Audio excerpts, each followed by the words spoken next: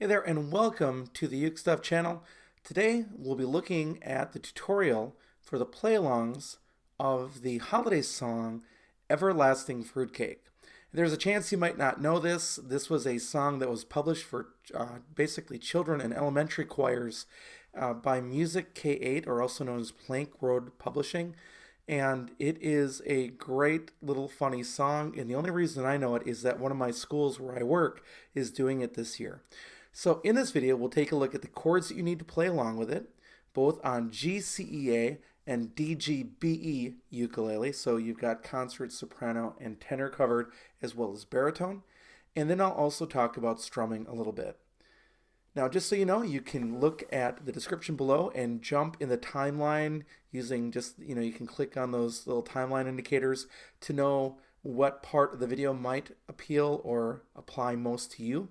And then also just want to say that, again, there's a partnership between this channel and ukutabs.com, where Ukutabs is publishing the tabs or the chord sheets for these songs so you can look at them. There's been a big request over the years to print chord sheets, and that's just something that I don't want to get into with this channel. The videos here, making the play-alongs and tutorials is enough, and it's great to have Ukutabs helping me out by offering the actual chord sheets to you. So you can find the link to this song also below in the description.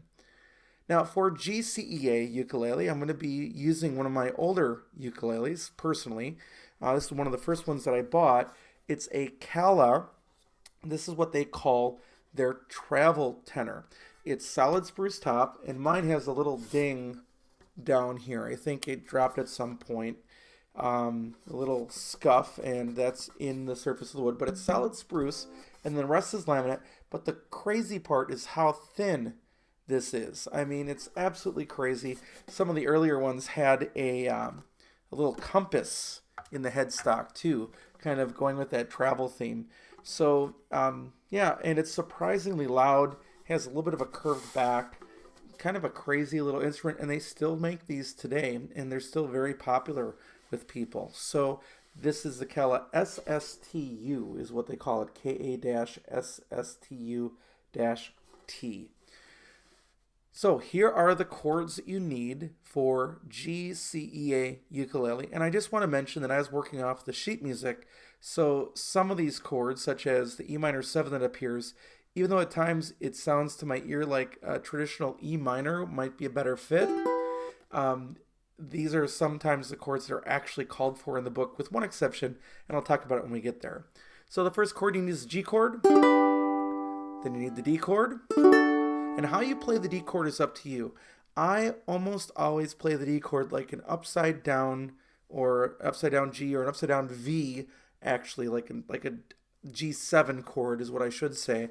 On the third string, second fret, I put my first finger and then I put my other two fingers around it. And that allows my fingers to fit there.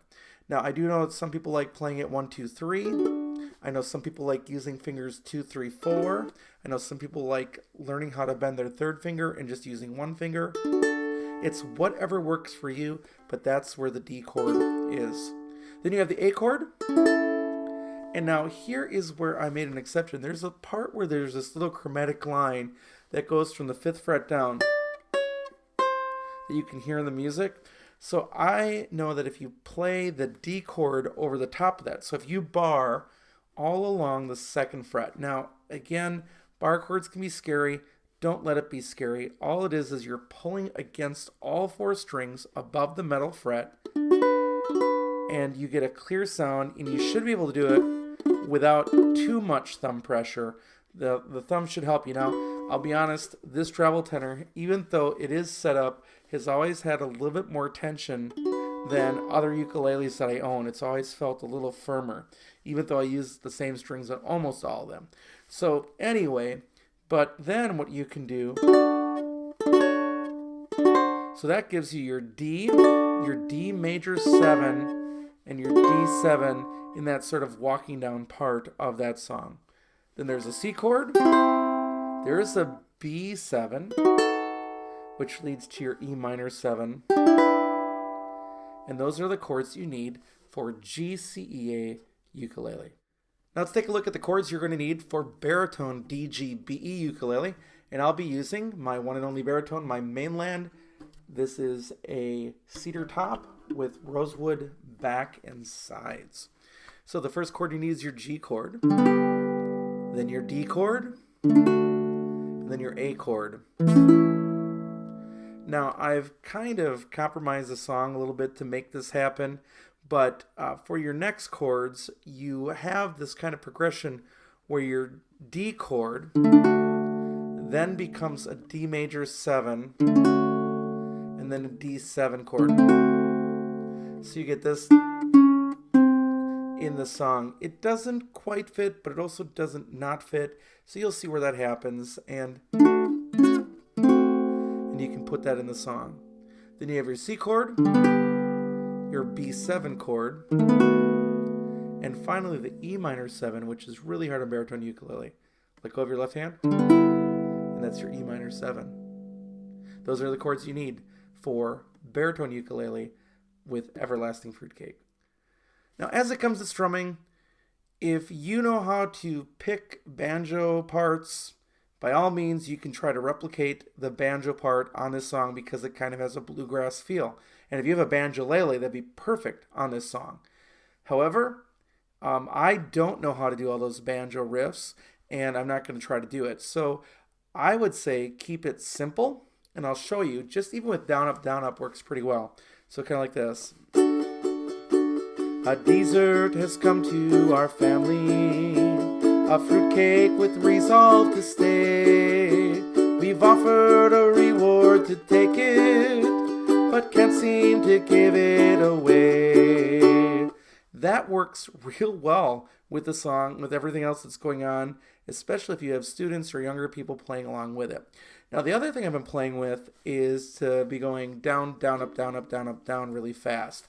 Kind of like this. Let's see if I can make it happen. A dessert has come to our family, a fruitcake with resolve to stay.